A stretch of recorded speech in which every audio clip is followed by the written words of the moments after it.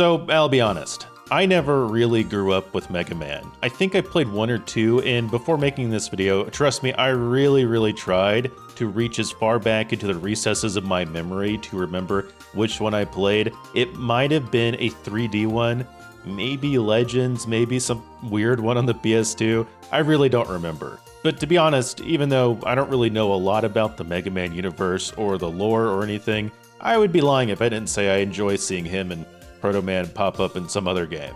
I was more a fan of the other blue guy. But when I saw the Mega Man Duel Override trailer show up at the Game Awards, I can't lie, I was excited for it. But then Capcom reached out to me and wanted me to try out the Mega Man Star Force Legacy Collection. And I'll be honest, I was pretty shocked. I'm like, really? You want me? I'm not really... I don't know very much, but I decided it's a good time as ever to get some first impressions of the 7 remastered Star Force games, even if they are a little different from the main series. To my little knowledge, I knew that Mega Man was probably either like a robot or something, or wearing some kind of robo suit and fights virus monsters. Also, there's this guy named Dr. Wily, which the theme is just instilled into my brain in some way, shape, or form every year. Thank you to Sonic Crossworlds for that recently. But regardless, I was excited to play. Now, when you open up this game, there's going to be a lot to choose from.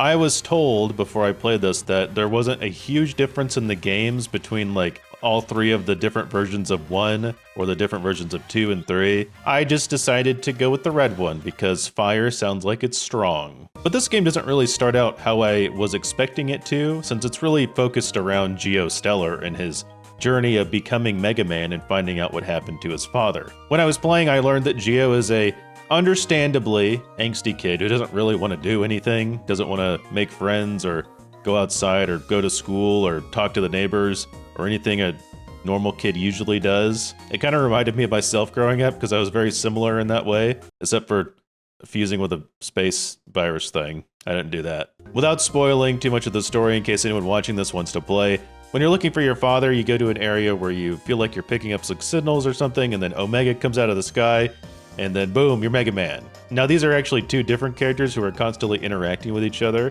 which makes it a pretty fun dynamic. Mega always wants to kill things and fight, and Geo could not care less and wants to go home. I'm sure Geo probably changes over time, later in the story or in the other games. But along the way, you meet a lot of Geo's classmates, and they start to help out, and you help out the neighbors with tasks, little small things like getting a soccer ball out of a tree, and then eventually you have to stop a speeding truck by using another truck. How are these guys not dead, man? Speaking of NPCs and characters, you have a character card which you can write some of your messages on, or even your super secret message that you don't want anyone to know about. You can see things like your brother band, which is a system where you and your close friends can come together and make a team. And I think one of the most fun parts about this is the NPCs also have their own cards. So if you want to walk around and take a little peek into their lives and their card collection and their secret messages, it's just a really fun thing to do. I like that all of the characters have their own unique things that they want to talk about. The gameplay itself, though, isn't really like anything I've ever experienced before. There's this card system, so you can choose a few cards to do certain attacks, like different combos that are pretty cool. The way you choose them depends on where they are on the board before you pick them, and then you can just try to aim. I'm really bad at this, I can't lie. I don't know how I'm so bad. It took me a while to actually get used to using the controls. I'll be honest, I think I suck at this game. I got a little better while I was playing, but I am pretty bad. But once you use all your moves, you wait for your meter to go back up, and then you can shield yourself or just move to dodge. If you still have a move, you can try to counterattack. So when the enemy is about to attack you, just attack yourself before they actually finish the animation, and then you get a counterattack. You do pretty good damage. I'm sure the farther you get into the game, the more complex the moves get, and then you can change out your cards and everything. Even though I didn't get to play it yet, there is this network multiplayer mode where you can fight against other players instead of the NPCs, and the cards there looked pretty wild, I can't lie. They looked very OP. But I will admit, my brain is cooked. So even though the gameplay is fun, and I like doing it, there were moments where I just really wanted to explore or needed to find something for a quest, so I turned the encounter rate down to low to just save my sanity. And I know, listen, I'm not hardcore, okay? Hardcore people, yell at me all you want in the comments, but I think this is a nice feature overall, and I'm really glad they added it. It kind of reminds me of turning up the XP or turning off encounters in the Final Fantasy Pixel remasters. I talked about this in another video in depth, but I really do think that additions like this are great ways to get people like me who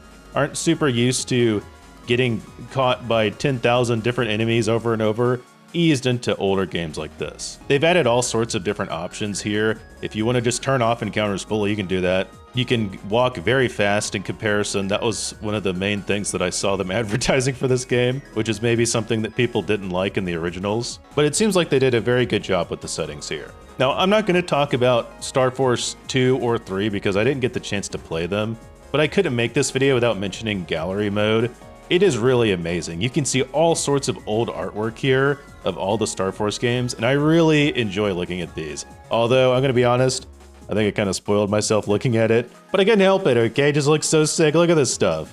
I really love all the early sketches of the characters and then seeing where they ended up in the actual game. Overall, first impressions, I had a really good experience, and this is one of those games where even though I was playing on Steam version, I would 100% play this on my Switch because I feel like that is where it's meant to be, okay? I want to be comfy in bed, laying back, playing this game. It sounds amazing. Also, I didn't cover this, but apparently they put in like a vertical mode. I saw this on Twitter, so you can treat it like a 3DS screen. That is incredible. Actually amazing.